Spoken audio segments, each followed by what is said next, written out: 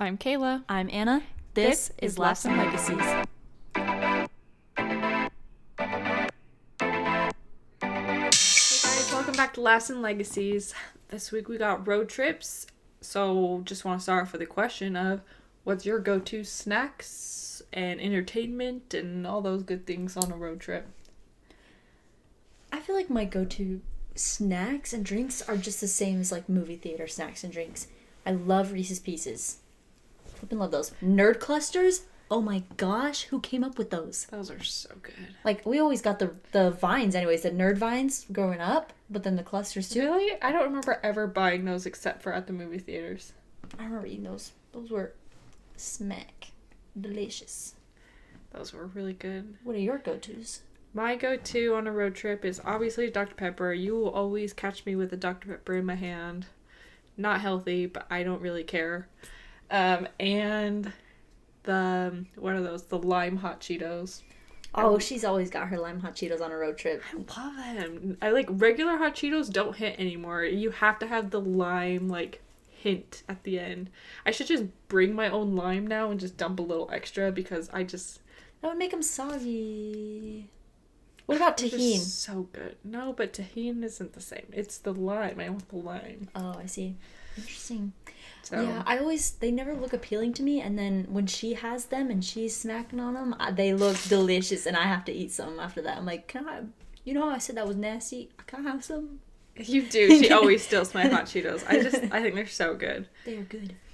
I didn't crave a lot of things during my pregnancy, but that's one thing that I was like, give me that. And I wanted them all the time. I like sunflower seeds. I don't always eat them, but I love them when I'm on a hike and when I'm road tripping. I had just gone through my room and cleaned a bunch of things with Nate, my fiance, and we found 3 jumbo bags of sunflower seeds, all open. Why did you have them in here? I used to be an archaeologist, and so I would bring them on surveys and when I would go hiking. Hike. Yeah, Fair. but I like those on road trips. Those are good. What's your go-to activity? I don't really like doing a lot of things. I just want to sleep. It passes the time. And then music, movies. I guess movies I don't really watch anymore in cars because I get kind of car sick if I'm not paying attention to the road. Oh. I have to actually pay attention. So reading, writing, watching movies. Writing? I can't do that. I can't do it. Oh. That's what I'm saying. I can't do it driving. I can watch shows and look at my phone all I want, but if I have a book or a journal, that kills me. Like, I get a headache, I get sick. But movies and shows, things on my phone, they don't bother me. Yeah. I like playing games. I'll bring my Switch and play games. That's something I like. I like talking to people, but I have a limit. It's only an hour limit at a time. Then I have to decompress. I love staring out the window and just Watching things daydreaming. go by. Yeah. We were chatting about this. There's a TikTok that's been going around who growing up imagined a man running next to your car doing parkour on your surroundings. When she said that, I haven't seen those TikToks, but I just remembered the Bluey episode where they're telling him to run and jump over the cows. Guys, I watch Bluey all the time with Xander, and he'll be in bed and I'm still watching it. I flippin' love it. It's so cute. But yeah, Bluey. they just run and jump over the cows. Who was the person on the road trip that yelled cow every time you saw a cow? Have you seen those TikTok videos? No. Where it's who's a designated They friend always that was yell when there's a trailer full of hay, and they all go, hey! hey! And then everyone's like, what? Hey! I hate that. That makes me mad. It makes everyone mad. I like it. It's kind of fun. But I have been on a road trip, and I hope no one else has been on a road trip like this, because I wanted to literally slit my throat. Oh my gosh. Okay, is that bad? What happened? There was absolutely no talking, no music, no snacks, no anything. Dead silence for 10 flippin' hours. Oh my god. Actually, I think it was longer because I think they went under the speed limit. When I'm driving to Utah, everyone's 10 over, right? They were 10 under, and I was like, please. I just want to get there. I just want to get there today, please. They were just so flippin' slow. I wanted to kill myself. That sounds so awful. Just dead silence. Over 10 hours. Just, oh. I hope no one has ever had to endure that because it was awful. You have to have snacks and music and... I think maybe they might have had, like, a snack, but it was, like, fruit. Nuts. And I go, almonds. I'm like, okay, really? I'm 10 years old and you're going to give me a fruit and snacks? Are you kidding me? Where are my hot Cheetos? Actually, I think I was older than that, but still. We've had, like, hundreds of road trips, but, like, even still, we couldn't think of that many. Like, we were having a hard time. I thought of two that came to my mind. One, this last summer I went to Colorado, through Colorado with my mom and dad. It was so fun. I freaking loved it. And at one point, we were driving through the mountains, and I just go, I have to pee so bad. And, like, I feel like I have to use a lot of vocabulary words to try and express how bad I have to pee so that they can feel my urgency. And I just remember, like, coming up with a novel right then and there to explain how bad I needed to pee. I was like, you guys... do you understand? They're like, yeah, we're going to try and find something right now. And I was like, okay. And so... You're like, just pull over. No, it was like through the mountain freaking pass, dude. Like, there were so many cars, and it wasn't a very great situation. And everything was wet, and so if I went on a hill, I would have slipped and ate it. Finally, we see an outhouse. There's, like, a parking lot overseeing, like, the valley or whatever. And there's this outhouse, and it was like, oh... I was like, that looks beautiful, let's go. And I walk over to it, open the door, close the door, go back. I was like, I actually don't need to pee that bad. And they're like, what do you mean? I was like, someone want to go in there? I was like, I don't want to say what I saw. And so one of them, I can't remember who, one of my mom and dad, they go in there and they're like laughing. And eventually we all get to see what's going on in there. They all walk in. Someone had shat up the wall. Like in the corner, there's like the toilet seat, and they then were in the like corner, up the wall, and I was like, oh no. And it was all over the seat too. That's but so sad. They were really struggling. They were mid pull down, bend over, pull down, and just oh man. That's so sad. I found a place to pee, but it was quite a sight. Another memorable one is one time I was hanging out with two of my friends, like this guy and this girl, and it was about 1 a.m. We're just chilling, and we were getting bored, but we wanted to hang out still. We're like, man, what should we do? I don't know. What do you want to do? Someone said, we should just go to Six Flags right now. And we all just, like, laughed because we were just giggly, you know, just, And we all just looked at each other, like, serious for a moment. Are we going to Six Flags? We hopped in the car and drove 6 hours to Six Flags. We got there at, like, 8 or 9 a.m. and waited till the park opened, and then we just went to Six Flags all day, and it was I remember so when this fun. happened, and my mom was pissed. I was, like, 20. Yeah, but it was still, like, 1 a.m. She's like, you need to be safe. Anna, I'm 26 now, and I'm married. I have my own life. I've had my own life for a while, and she's still... It's like, drive like a fairy princess. Text me when you get to this place. Text me when you get to this stop. Come on. She will do this until we die. She did so many more dangerous things growing up, and that wasn't and dangerous. that's probably why she texts us. It was just a road trip. That's probably why she asks us to do those. I was tired, though. I was super tired on that drive, but it was super fun. I love it. And that's just the only thing that I could think of. And I know I've been on so many road trips that I should come up with more, but I don't know. I understand why it's hard. We ask people to send us stories, but when you get asked to tell a story, it just completely blanks from your memory. That's how I was about this prompt. But the first one that I could think of was in my mission. I feel like every story I have is something from my mission, but anyways. I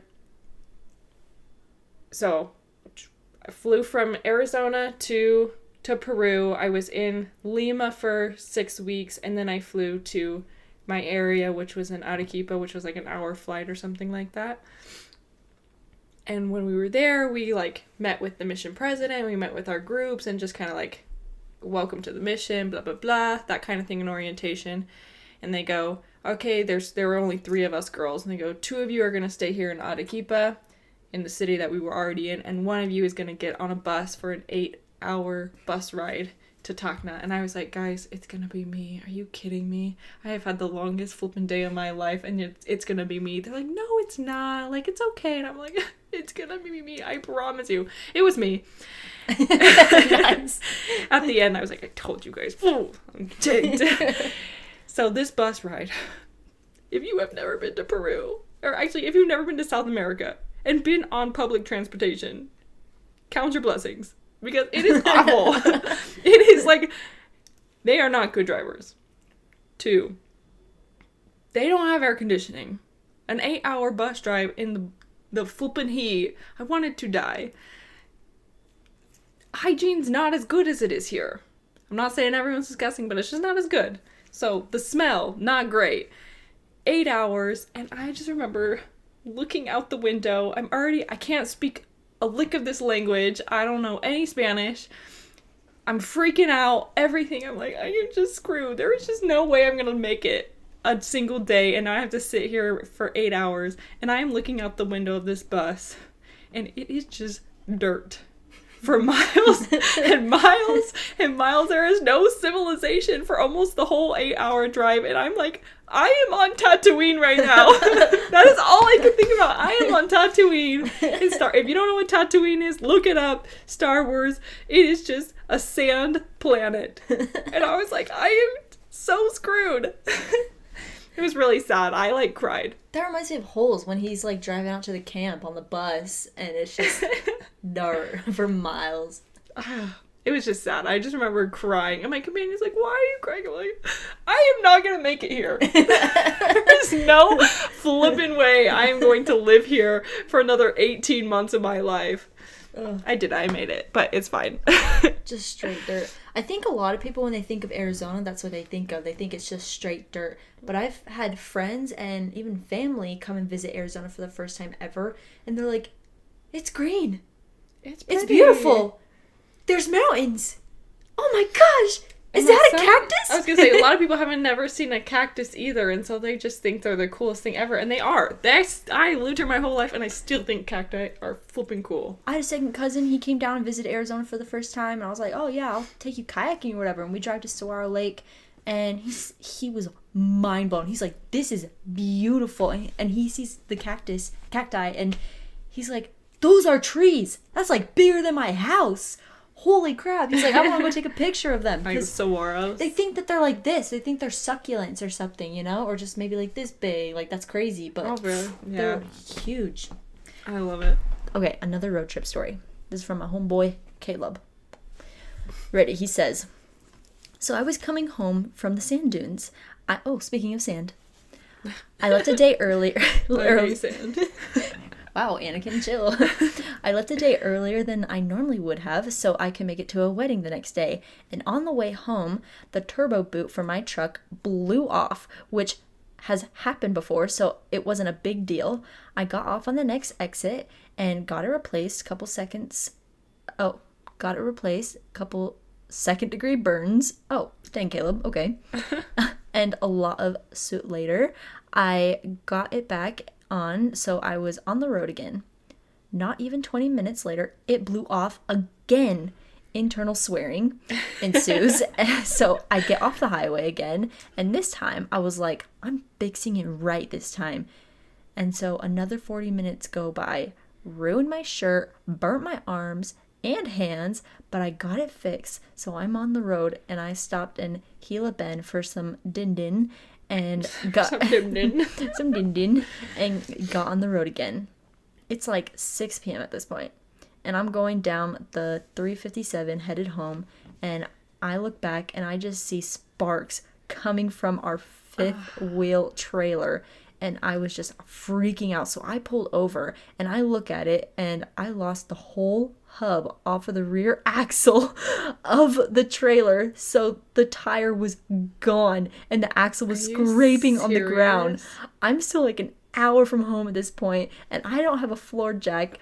I don't really have any tools, but I have a tiny bottle jack and a dream. So so I'm trying to get the axle high enough so that I can strap up a wedge and wedge a piece of wood in the front leaf spring, so it doesn't, none of this is making sense to me because I don't actually know how any of this works.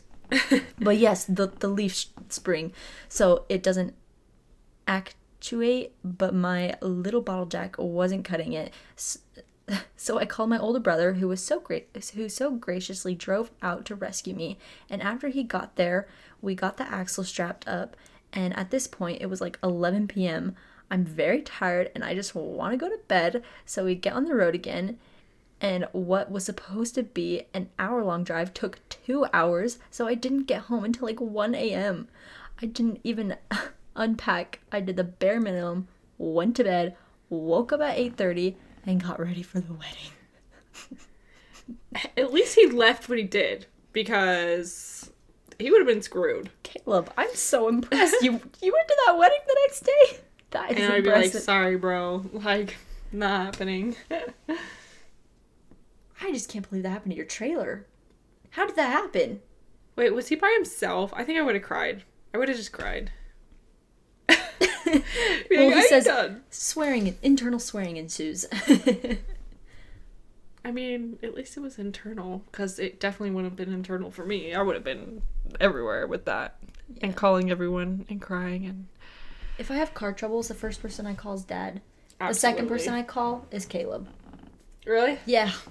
I haven't had to do that because Dad usually answers, but Dad's usually right there. He's ready. But Caleb, you're the backup. Thank you. Now you know. Our next story is from our old family friend Lisa. So this is what she said. This road trip will always hold a very special place in my heart. I had my first child 8 weeks prior, so I was still on maternity leave from work. My husband, however, already had to go back to work. My mom told me that she was going to Utah for her best friend's birthday and invited me to come along. Good for you, because I would not have driven that far with an 8-week-old child. Absolutely not. It was a little scary to travel as a first-time mom because it was a 12-hour car ride away, or each way. I decided to go with her despite my initial hesitation. Even with the numerous breaks for breastfeeding and diaper changes, the conversations that my mom and I had on the trip made it worth it 1,000,000 times over. Her mom is the cutest, by the way. We'll just put that out there. My mom and I talk very frequently and have always been close, but there is something about spending so much time in the car that allows for endless stories and memories. I learned a lot about my grandparents and great-grandparents through my mom's perspective. I also really appreciate that my mom was there to support me in my first time traveling as a mom. It can be intimidating trying to remember all the things to pack, staying on schedule, etc. To be a good mom while on the road. It is hard, packing for everything, honestly. It's a lot of work to just think, how long am I going to be, and what are we going to need on the road, what could happen. It's kind of stressful. Especially while even still learning how to be a mom. I mean, 8 weeks, that's not a lot of time. Accomplishing that road trip with her support really propelled me to be a super confident mom. When you saw something you weren't supposed to see, one time when I saw, it got repeated. Supposed to see was almost a decade ago when my now husband and I were on, she had 2. We didn't split it up. Oh, technical error. That was on us. That was her story, though, of her going out with her mom. That was so cute. That was really cute. That made... I've gone so far in all of our episodes and haven't cried. Don't make me do it. That's so cute. I love that. It's so fun going on a road trip with a parent that wants to...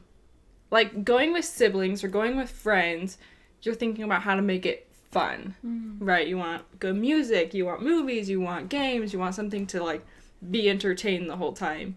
But I feel like with just one parent, not both of them, just one, it's just, like, a perfect time to just talk. You can talk about so many things, and it's just so much fun.